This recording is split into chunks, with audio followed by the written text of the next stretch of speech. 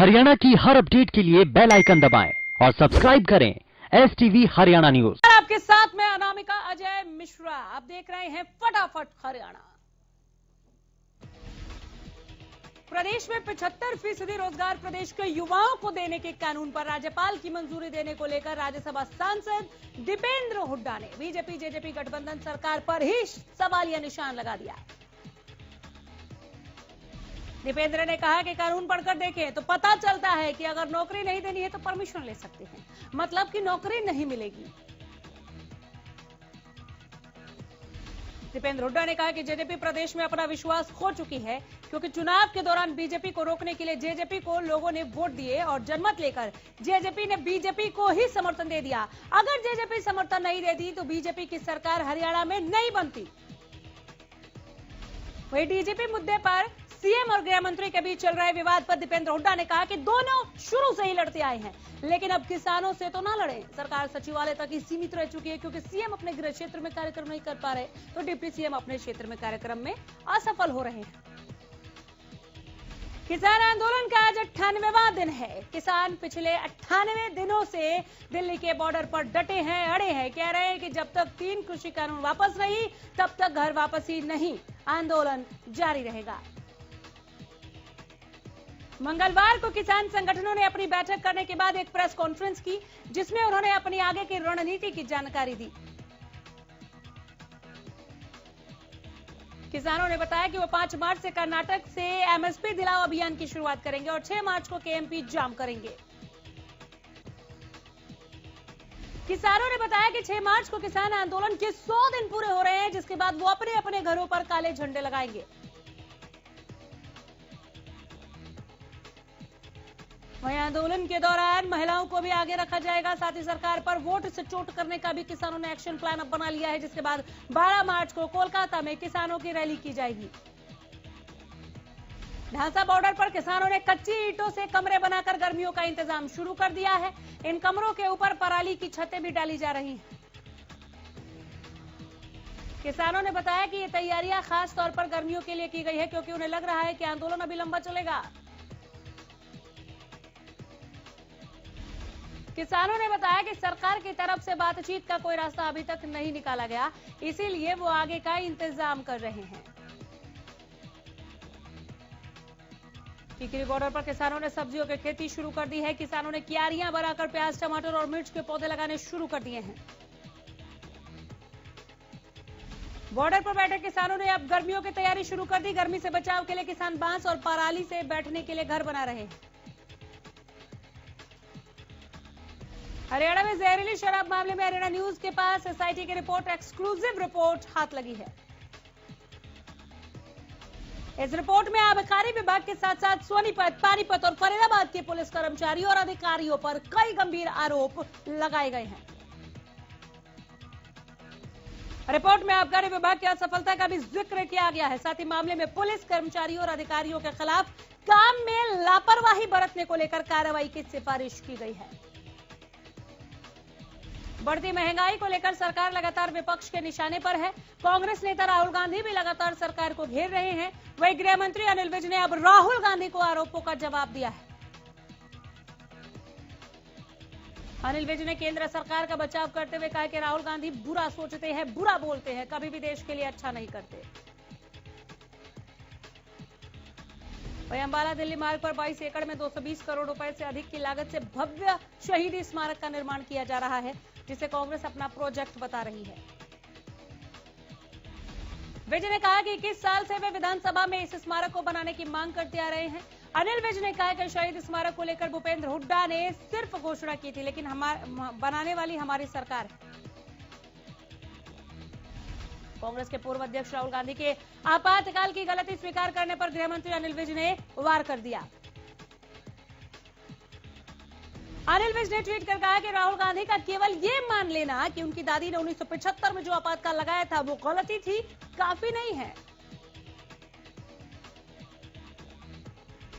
उन्होंने कहा कि लोकतंत्र विरोधी तानाशाही सोच आज भी कांग्रेस में जिंदा है। अगर राहुल गांधी को आपातकाल लगाने का प्रायश्चित ही करना है तो तानाशाही कांग्रेस पार्टी को छोड़ देना चाहिए।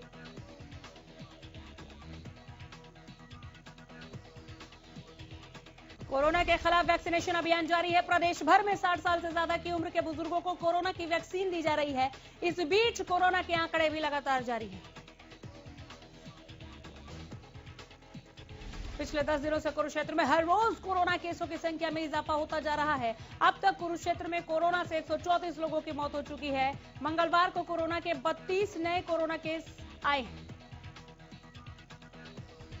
झज्जर के सिविल हॉस्पिटल में भी लगातार लोग कोरोना की वैक्सीन ले रहे हैं। इस दौरान वैक्सीन लेने वाले लोगों का कहना भी है कि सभी को आगे आकर कोरोना की वैक्सीन लगवानी चाहिए।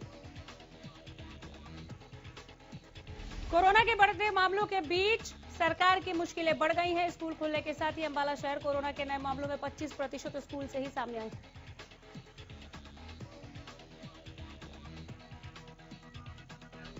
बढ़ते मामलों के बीच स्वास्थ्य विभाग ने स्कूलों को चेतावनी दे दी है कि कोई भी बच्चा या टीचर बिना मेडिकल सर्टिफिकेट के स्कूल में नहीं आएगा। अंबाला में हर दिन कोरोना के 15 नए मामले सामने आ रहे हैं। विभाग ने निर्देश दिया है कि सभी को मास्क पहनना अनिवार्य होगा, साथ ही सोशल डिस्टेंसिंग का पालन करना होगा। इसके साथ ही पुलिस विभाग को भी कहा गया है कि अगर कोई भी व्यक्ति बिना मास्क के मिलता है तो उसका चालान काटा जाए। लव जिहाद को बड़ी समस्या बताते हुए हरियाणा सरकार 5 मार्च से शुरू हो रहे विधानसभा सत्र में सख्त कानून बनाने जा रही है। वहीं आरटीआई खुलासे के मुताबिक पिछले 3 सालों में प्रदेश के 6 जिलों में सिर्फ 4 मुकदमे दर्ज हुए हैं। इनमें से 2 केस पुलिस जांच में झूठे पाए गए और 1 केस में आरोपी कोर्ट से बरी हो चुका है। चौथा केस अभी लंबित है। पानीपत के आरटीआई एक्टिविस्ट पीपी कपूर ने आरटीआई खुलासा करते हुए बताया कि बीजेपी और जेजेपी सरकार जिस लव जिहाद पर सख्त कानून बनाने जा रही है उसका कोई जमीनी आधार ही नहीं है, बल्कि समाज को बांटने का एक हथकंडा है।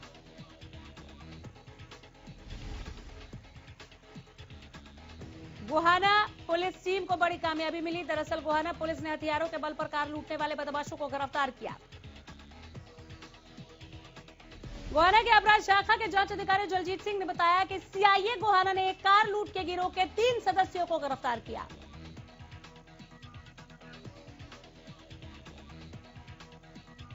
गांव छिछड़ाना के पास एक सेंट्रो कार में कुछ युवकों पर शक होने पर पुलिस की टीम ने उन्हें रोककर जांच की तो उन्हें आरोपियों की सेंट्रो कार से पिस्तौल मिली, जिसके बाद और भी ज्यादा गहनता से सख्ती से पूछताछ की गई तो आरोपियों ने बताया कि उन्होंने कुल 5 कार लूट की वारदातों को अंजाम दिया है। गोहाना बिजली विभाग के कर्मचारियों की हड़ताल लगातार जारी है। बिजली कर्मचारी कह रहे हैं कि अगर प्रशासन की ओर से आरोपियों के खिलाफ कार्रवाई शुरू नहीं की गई तो इस हड़ताल को वो राज्य स्तर तक लेकर जाएंगे।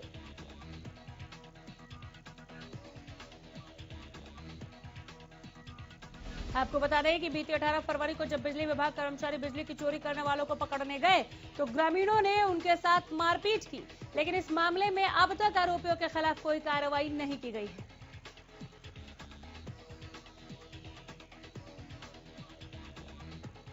महेंद्रगढ़ के गांव धोलेड़ा में स्कूली बच्चों को स्कूल जाते समय काफी मशक्कत करनी पड़ रही है। दरअसल स्कूल की ओर से जाने वाली सड़क की हालत इस कदर खस्ता हाल है कि यहां आए दिन हादसों का अंदेशा रहता ही है। साथ ही ओवरलोडिंग वाहनों के कारण भी लोगों में डर का माहौल है। इस सड़क को 2018 में बनाया गया था और 4 साल की जवाबदेही के साथ ठेकेदार को यह ठेका दिया गया था, लेकिन 3 साल में ही सड़क की हालत बदतर हो चुकी है, लेकिन इस ओर कोई सुध नहीं ले रहा। स्कूल के प्रिंसिपल का कहना है कि इस मामले में सरपंच को कई दफा शिकायत की, लेकिन अभी तक कोई कार्रवाई नहीं की गई।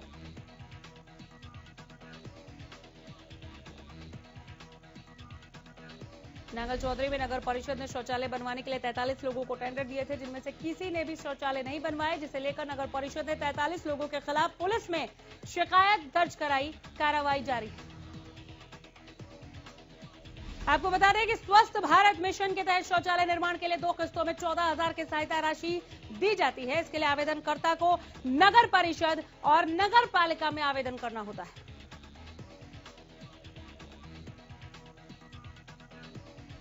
जिसमें 7,000 शौचालय बनाने का काम शुरू करने से पहले और बाकी 7,000 शौचालय काम पूरा हो जाने के बाद दिए जाते हैं। इस योजना का लाभ लेने के लिए नगर चौधरी शहरी क्षेत्र के 1164 लोगों ने अप्लाई किया था, जिसमें 43 लोगों ने पैसे तो ले लिए लेकिन शौचालय निर्माण नहीं कराया। चंडीगढ़ में मंगलवार को सीएम मनोहर लाल ने प्रेस कॉन्फ्रेंस की। प्रेस कॉन्फ्रेंस में सीएम ने कई मुद्दों पर जानकारी दी। सीएम ने बताया कि 5 मार्च से हरियाणा का बजट सत्र शुरू हो रहा है, जो राज्यपाल के अभिभाषण से शुरू होगा। कोरोना की समस्याओं पर बोलते हुए सीएम ने कहा कि कोविड से हमारे जीवन पर प्रभाव पड़ा है और कोरोना काल में बनाए गए फंड में करीब 290 करोड़ रुपए आए हैं। सीएम ने बताया कि अब फिर से कोरोना के केस बढ़ने शुरू हो गए हैं, जिन्हें लेकर आवश्यक निर्देश दे दिए गए हैं। विपक्ष को घेरते हुए सीएम ने कहा कि जब विपक्ष के पास कोई मुद्दा नहीं बचता तो विपक्ष महंगाई का राग अलापने लगता है। चंडीगढ़ में बीजेपी की ओर से संगठन की कार्यप्रणाली को लेकर एक बैठक का आयोजन किया गया, जिसमें सीएम, बीजेपी प्रदेश अध्यक्ष ओपी धनखड़ और बीजेपी प्रभारी विनोद तावड़े मौजूद रहे। चंडीगढ़ में मुख्यमंत्री मनोहर लाल से हिंदी फिल्म मेरा फौजी कॉलिंग की स्टार कास्ट ने उनके आवास पर मुलाकात की। इस मौके पर मुख्यमंत्री मनोहर लाल ने हिंदी फिल्म मेरा फौजी कॉलिंग की स्टार कास्ट का स्वागत करते हुए कहा कि खुशी की बात है कि फिल्म एक फौजी के पराक्रम और हौसले पर आधारित है। सीएम ने कहा कि मुझे उम्मीद है कि इस प्रेरणादायी फिल्म से युवा पीढ़ी में देशभक्ति का भाव जागृत होगा। हरियाणा तो वैसे भी जय जवान जय किसान और जय पहलवान की धरती है, ऐसे में फिल्म प्रदेश के लोगों के दिल के करीब होनी स्वाभाविक है। सीएम मनोहर लाल ने भी वीर सैनिक की कहानी पर अभिनीत फिल्म को देखने की उत्सुकता जाहिर की। मुख्यमंत्री ने बताया कि हरियाणा सरकार ने अपनी फिल्म पॉलिसी बनाई है, जिसमें हरियाणा को पृष्ठभूमि में रखकर बनने वाली फिल्मों के लिए विशेष अनुदान दिया जाता है। हरियाणा के उप मुख्यमंत्री दुष्यंत चौटाला ने फरीदाबाद में कष्ट निवारण समिति की बैठक में शिरकत की। इस बैठक में 16 मामलों को सुना गया।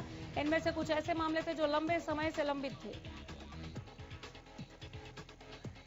बैठक के बाद प्रेस वार्ता में आगामी हरियाणा विधानसभा में पेश होने वाले बजट को लेकर भी दुष्यंत चौटाला ने काफी उम्मीद जताई।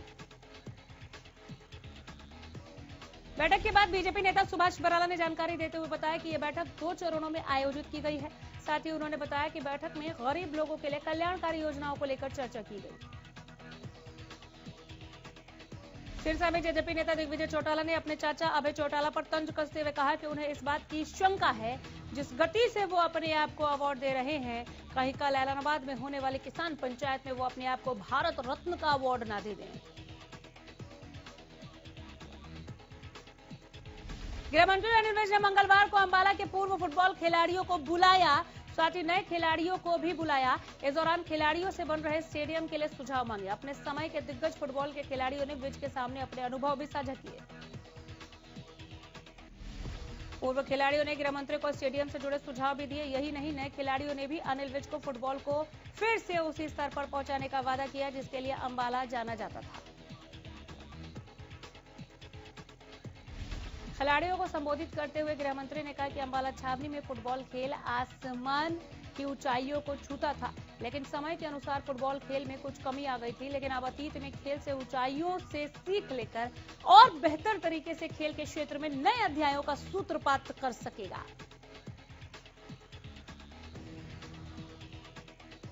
दो दिन के विराम के बाद देश भर में कोरोना टीकाकरण फिर से शुरू हो गया है। अब 60 साल से ऊपर और 45 साल से ऊपर के गंभीर बीमारी से पीड़ित लोग टीका लगवाने के लिए काफी ज्यादा संख्या में आ रहे हैं। हालांकि दिनों दिन कोरोना केसों का आंकड़ा भी बढ़ रहा है। पिछले 10 दिनों से कुरुक्षेत्र में हर रोज कोरोना केस की संख्या में इजाफा होता जा रहा है। अब तक कुरुक्षेत्र में कोरोना से 134 लोगों की मौत हो चुकी है। मंगलवार को कोरोना के 32 नए केस सामने आए। गुरुग्राम नगर निगम ने आपके द्वार कार्यक्रम की शुरुआत की है। निगम आपके द्वार कार्यक्रम की शुरुआत की है। सेक्टर 4 स्थित सामुदायिक केंद्र के जन दरबार में मेयर मधु आजाद और ज्वाइंट कमिश्नर जितेंद्र गर्ग की मौजूदगी में लोगों की समस्या सुनी गई। मामले में सबसे बड़ी जो समस्या सामने निकल कर आई वो जलभराव की थी, क्योंकि पुराने गुरुग्राम की बात करें तो आए दिन जलभराव की समस्या से लोगों को जूझना पड़ता है और नगर निगम की ओर से भी प्रयास किए जाते हैं, लेकिन धरातल पर वो कारगर साबित नहीं हो पाते। इसी के चलते संबंधित अधिकारी को आदेश दिए गए कि इसका तुरंत प्रभाव से समाधान किया जाए। वहीं पर दूसरी तरफ मेयर मधु आजाद ने उन अधिकारियों को चेतावनी भी दे दी है जो जनता दरबार में मौजूद नहीं थे। चरखीदादरी में सरकारी अस्पताल की दवाइयां सड़क पर मिलने के बाद हंगामा हो गया। ये दवाइयों का जखीरा गांव धिकड़ा को जाने वाली सड़क के पास की झाड़ियों से मिला। सूचना मिलते ही स्वास्थ्य विभाग में हड़कंप मच गया और दवाइयों को कब्जे में लेकर जांच शुरू कर दी गई। स्वास्थ्य विभाग और पुलिस द्वारा अपने अपने स्तर पर जांच शुरू कर दी गई है। वहीं मौके पर सीटीएम अमित मान भी पहुंचे और उचित कार्रवाई करने के लिए निर्देश दिए। रेवाड़ी के बाजारों को अतिक्रमण मुक्त करने के लिए नगर परिषद लगातार कार्रवाई कर रहा है। नगर परिषद की टीम ने बाजार में अतिक्रमण को लेकर 18 चालान काटे, जिसमें एक दुकानदार पर 5,000 का जुर्माना लगाया गया। नगर परिषद कार्यकारी अधिकारी की तरफ से विभिन्न बिंदुओं में दाखिल जवाब में कहा गया कि बाजार में किसी प्रकार का कोई अतिक्रमण नहीं है।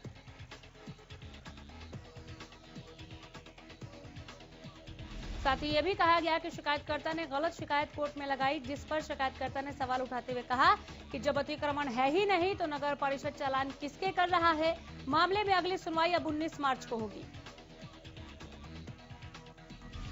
भिवानी में बढ़ती महंगाई से आम जनता परेशान है। गैस सिलेंडर के दाम दिनों रात बढ़ रहे हैं। इसे लेकर आम जन का कहना है कि पहले कोरोना ने उन्हें मारा, वही अब महंगाई ने उनका जीना दूभर कर दिया है।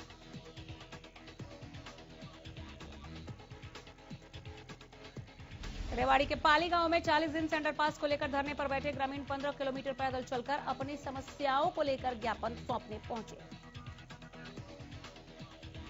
हिसार में जिला स्वास्थ्य अधिकारी डॉक्टर रत्ना ने प्रधानमंत्री जन आरोग्य योजना की जानकारी दी। पत्रकारों से बातचीत करते हुए जिला स्वास्थ्य अधिकारी ने कहा कि यह विश्व की सबसे बड़ी स्वास्थ्य योजना है। आयुष्मान भारत के तहत 23 सितंबर 2018 को शुरू की गई थी। इसके अनुसार जिला हिसार में लगभग 1,06,000 चयनित परिवारों के 4,79,000 व्यक्तियों को लाभार्थी के रूप में चिन्हित किया गया है। सिरसा में पुलिस की ओर से मास्क जागरूकता अभियान चलाया गया। इस दौरान लोगों को मास्क पहनने के लिए जागरूक किया गया। शहर थाना प्रभारी प्रदीप कुमार के नेतृत्व में पुलिस टीम सुभाष चौक पर पहुंची और लोगों को मास्क लगाने के लिए प्रेरित करती नजर आई। इस दौरान लोगों में पुलिस की ओर से मास्क निःशुल्क भी बांटे गए। कोरोना के बढ़ते संक्रमण के बीच पुलिस ने सभी को समझाया कि कोरोना वायरस अभी भी, इसलिए मास्क जरूर लगाएं।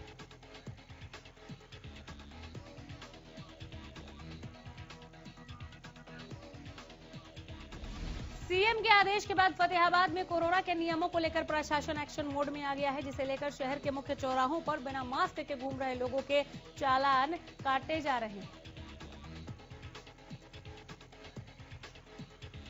प्रशासन ने कई लोगों को हिदायत देकर छोड़ दिया। जानकारी दे दें कि मुख्यमंत्री और हरियाणा पुलिस के एडीजीपी के आदेश के बाद हरियाणा पुलिस मास्क को लेकर एक बार फिर हरकत में आ गई है।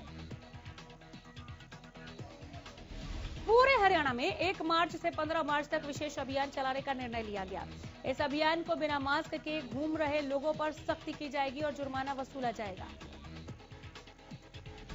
उकलारा में किसानों को अब तक बारिश के कारण नष्ट हुई फसल का मुआवजा नहीं मिलने से किसानों में रोष है। किसानों ने रोष प्रकट करते हुए तहसील कार्यालय के बाहर प्रशासन और सरकार के खिलाफ जमकर नारेबाजी की। इस दौरान किसानों ने उचित मुआवजे की मांग की।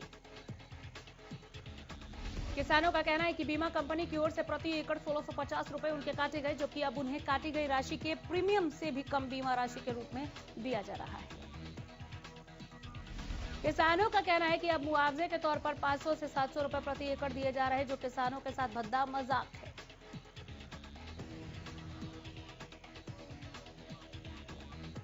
आम जनता पर महंगाई की मार का सिलसिला जारी है। दिल्ली एनसीआर में सीएनजी और पीएनजी की कीमतों में फिर बढ़ोतरी हुई।